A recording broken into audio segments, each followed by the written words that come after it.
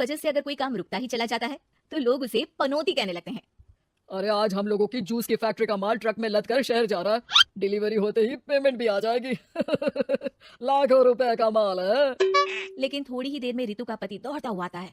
पिताजी, पिताजी, वो जूस से भरा ट्रक पलट गया। सारा जूस पास की नाली में बह गया। हे भगवान, तेरी शादी के बाद ये पहली बार ऐसा हुआ है। मैं तो बोल ही रहा था कि इस लड़की की कुंडली बनवा लो। देखा, आए दिन नुकसान। बेचारी रितु पर्दे के पीछे से ससुर की बात सुन रही थी, लेकिन करती भी तो क्या, कहती भी तो क्या। अरे रितु, क्यों उदास होती हो? मुझे भरोसा है तुम ही मेरे घर की लक्ष्मी हो। अरे मेरे पैर में चोट लग गई है, रितु जरा चलो डॉक्टर को दिखाते हैं। रितु सास के साथ डॉक्टर के घर जा ही रही होती है कि उसका पैर फंस जाता है और वो सास पर गिर जाती है। हाय रे, पहले से ही पैर टूटा था, अब ऊपर से मेरे ऊपर गिर गई। भगवान उठा ले मुझे भगवान। कोई उठाओ तो मुझे। हाँ सासू माँ, लाइए हाथ दीजिए, यहाँ बैठिए, मैं पानी लेकर आती हूँ। हाय रे, अब तो डॉक्टर भी चला गया होगा। अरे इस लड़की के कारण पता नहीं मैं अपने पैरों पर खड़ी भी हो पाऊंगी कि नहीं। माँ, बहुत घबराहट हो रही है। कल मेरी अपनी खुद की फैक्ट्री शुरू होने वाली है। पता नहीं कैसा रहेगा मेरे लिए बिजनेस। अरे क्यों नहीं बेटा, अच्छा होगा। इतनी लगन और मेहनत जो की है तूने, बस तेरी बीवी का मनहूस साया ना पड़े। अरे जब से आई है कुछ ना कुछ मनहूस होता ही चला जा रहा है। कैसी बात कर रही हो माँ?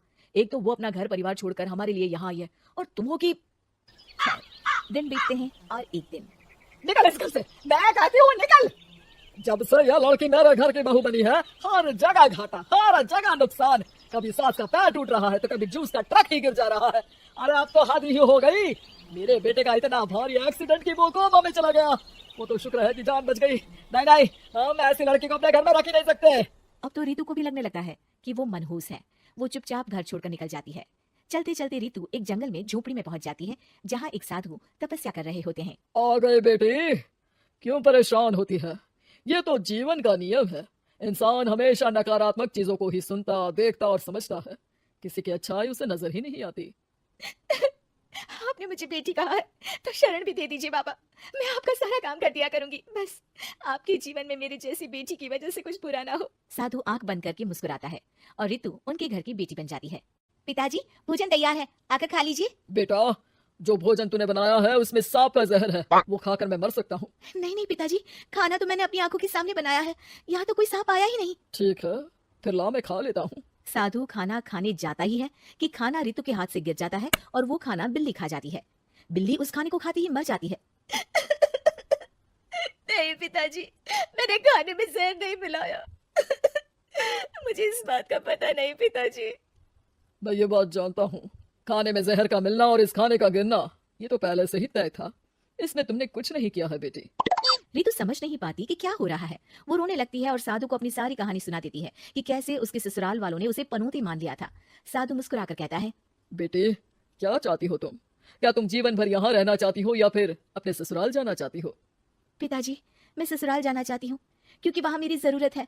मैं चाहती हूँ कि मेरे ससुराल वाले मुझे पनौती यानी कि मनहूस ना समझे। उन लोगों को पता चले कि मैं उन लोगों का भला ही चाहती हूँ। ठीक है बेटा, ऐसा ही होगा। तो कल मेरे साथ चलना। दोनों अगले दिन रितु के ससुराल जाते हैं, जहाँ साधु के साथ रितु को देखकर सास कहती है, अरे वाह रे करम चली, हम लोगों के घर में तूफान लाकर चैन ना मिला तुझे।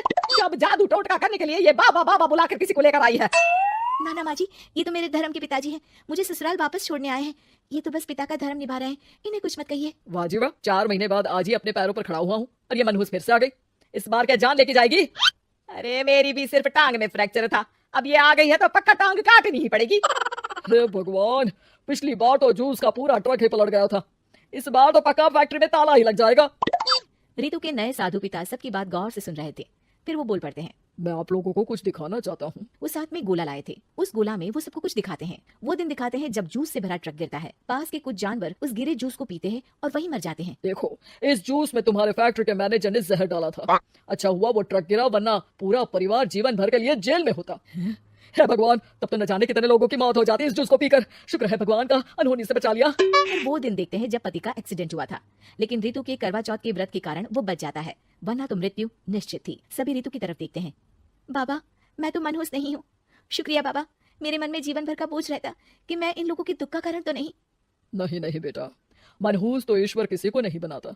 हर चीज का एक वक्त होता है और जो होना है वो तो होता ही है। मुझे माफ कर दे बहू, तू तो इस घर की लक्ष्मी है, रक्षक भी है। हम लोगों को माफ कर दे बेटा। रितु को ससुराल में छोड़ बाबा वापस चले जाते हैं।